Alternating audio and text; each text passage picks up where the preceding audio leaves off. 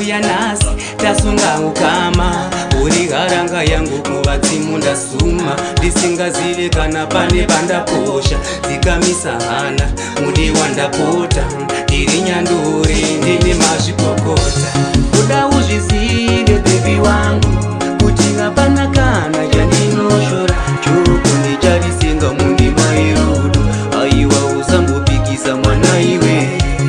ikangokucheta ndinotongwa naishe ndinenge ndatotadza kuronga kunyange ndikamutsiura mazvita izvo zvakanodaira achita